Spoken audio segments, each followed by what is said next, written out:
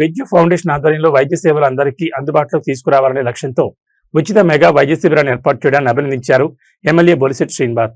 పేద ప్రజలకు వైద్యం చాలా ఖరీదైనదిగా మారిన ప్రస్తుత తరుణంలో ఎగ్జామినేషన్స్ మరియు టెస్టుల కోసం వేల రూపాయలు వెచ్చించలేని పరిస్థితుల్లో ఉచిత వైద్య శిబిరం ఏర్పాటు చేయడం, ఆశ్రమ్ హాస్పిటల్స్ మరియు హెల్ప్ హాస్పిటల్స్ వారు కలిసి సంయుక్తంగా ఏర్పాటు చేయడం, ప్రజలందరూ ఇటువంటి ఉచిత వైద్య శిబిరాలను సద్వినియోగం చేసుకోవాలని కోరారు.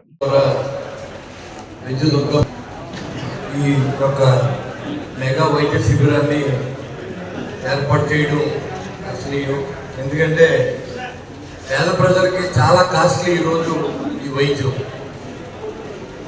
ఒక టెస్ట్ చేయించుకోవడానికి వేలాది రూపాయలు ఖర్చు పెట్టవలసిన సమయంలో ఓన్లీ ఎగ్జామినేషన్స్కి 34,000 ఖర్చు అవుతున్న సమయంలో ఈ కార్యక్రమం ఏర్పాటు చేయడం చాలా అభినందనీయం. దీన్ని ఆశ్రమ్ హాస్పిటల్ వారు, హెల్ప్ హాస్పిటల్ వారు కలిసి మరి ఈ కార్యక్రమాన్ని ఏర్పాటు చేశారు. ఈ కార్యక్రమాన్ని ముఖ్య అతిథిగా ఇచ్చేసినటువంటి ఎదగొండ భీమశంకరరావు గారు, మాజీ municipal chairman, chamber of commerce అధ్యక్షులు, అదేవిధంగా గట్టి మాణిక్యాలరావు గారు, పాస్ట్ గవర్నర్ లయన్స్ క్లబ్, పొరవాడు పెదకృష్ణరాజు గారు, ఈ వైద్యాన్ని పేదలకు ఉచితంగా ఆల్మోస్ట్ ఉచితంగా చేయించేటువంటి ఆయన ఒక వాడికి చొక్కాలు లాంటిది అనమాట. ఒక వ్యక్తి వెళ్ళి నాకు ఏమైనా జబ్బు వచ్చిందో తెలుసుకోవాలంటే అక్కడికి వెళ్ళకుండా కృష్ణరాజు గారి దగ్గరికి వెళ్తే వాళ్ళ దగ్గర వైద్యంతో ఉచితంగా చేయించి నిరంతరం వైద్య సేవలు ఉచితంగా అందించినటువంటి మన కాన్స్టిట్యూన్సీలో P4 దాత అయిన ఆయన కూడా నా అభినందన తెలియజేసుకుంటూ తిరుమల సూర్యబాబు గారికి, గంధి సత్యనారాయణ గారికి, దర్శన సోమేశ్వరరావు గారికి, కోటేశ్వరరావు గారికి,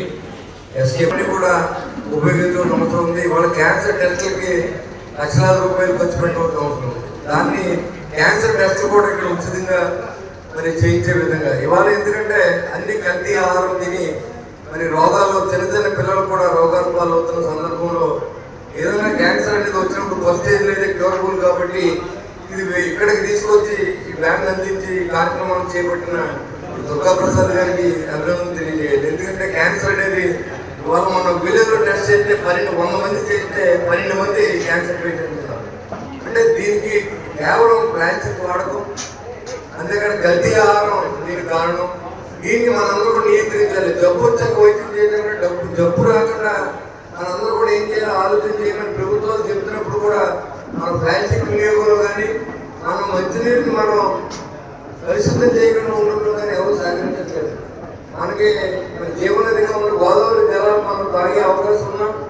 ఈ ఊళ్ళో మురుగు నీరుని చెత్త నుండి తీసుకెళ్ళి కాలువని ఒక మురుగు కాలువగా చేసిన ప్రయత్నాలు గత ప్రభుత్వాలు జరిగినప్పుడు మళ్ళీ కూటమి ప్రభుత్వం వచ్చిన తర్వాత మరి అవన్నీ కూడా సిట్లు తీసి ఆ నీటిని శుద్ధి చేసి కార్యక్రమం చేపట్టాం. దానికి పూర్తిగా అవ్వలేదు.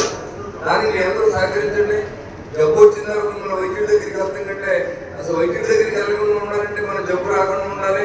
ఇలాంటి వైద్య శిబిరాలు కూడా వాడుకుని మనకు ఎక్కువ చేస్తున్నారు ఫ్రీగా. దానికి 2,000 రూపాయలు టెస్ట్ తీసుకుంటారు. ఈసీజీ చేస్తారు. అదేవిధంగా చెవి, గొంతు, ముక్కు అన్ని రకాల ఏర్పాటు చేశారు. మెగా శిబిరం ఏర్పాటు చేసినందుకు మరొకసారి మీకు అభినందన తెలియజేసుకుంటే ఇలాంటి కార్యక్రమాలని ప్రోత్సహించాల్సిన అవసరం ఉంది. ఖచ్చితంగా ఈ కార్యక్రమాలు ఇప్పుడు ట్యాగేషన్ ఏదో ఊళ్ళో ఉన్నప్పుడు లేదా రానప్పుడు తప్ప ఖచ్చితంగా ఆ కార్యక్రమాన్ని అటెండ్ అయ్యి సేవా కార్యక్రమాలు మాత్రం మనం మిస్ అవ్వకూడదు, ఎంకరేజ్ చేయాలనే ఉద్దేశంతో ఇవాళ ఇంటిలో చాలా మంది జనం ఉన్నారు. మళ్ళీ ఇక్కడికి వచ్చి చాలా బాధపడతారంటే దానికోసం కొంచెం ఆలస్యం అయింది. అందరికీ క్షమించమని కోరుకుంటూ మిగతా కార్యక్రమాలు అటెండ్ అవ్వాల్సిన అవసరం ఉంది. ఈ శిబిరాన్ని మీరందరూ వాడుకుంటారని ఆశిస్తూ సెలవు చేస్తున్నాను.